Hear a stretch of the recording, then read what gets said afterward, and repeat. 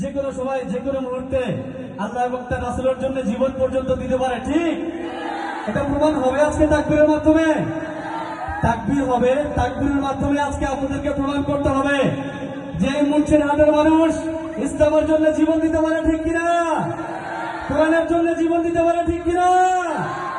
নারায়ে তাকবীর, নারায়ে তাকবীর, নারায়ে তাকবীর।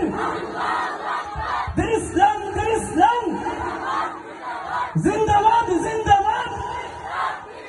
কোরআন হাদিস যেখানে আমরা আছি সেখানে নারায়ে তাকবীর।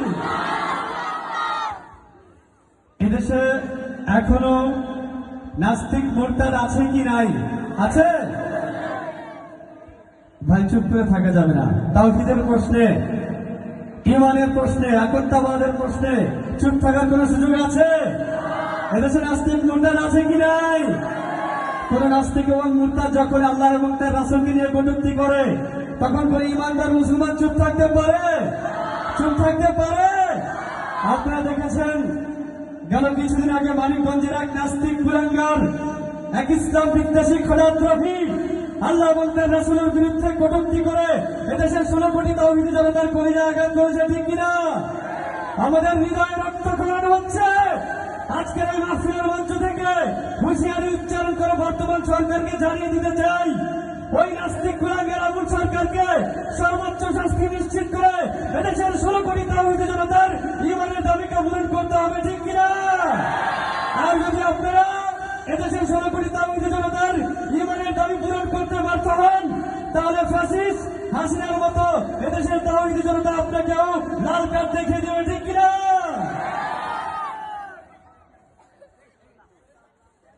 এখন যৌবন যার মিছিলে যাবার তার শ্রেষ্ঠ সময়।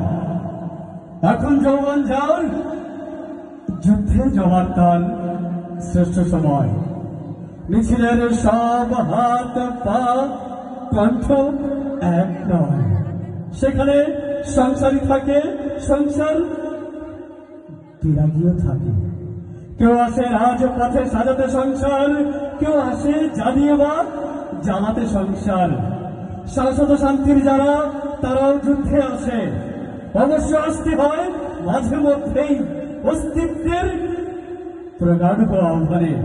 কেউ আবার যুদ্ধবাজ হয়ে যায় মোহরের প্রিয় প্রলোভনে। কোন কোন প্রেম আছে প্রেমিককে খুনি হতে হয়, যদি কেউ ভালোবেসে খুনি হতে চান তাই হয়ে যান। উৎকৃষ্ট সময় কিন্তু আজ বয়ে যায়। এখন যৌবন যার মিছিলে যাবার তার শ্রেষ্ঠ সময়।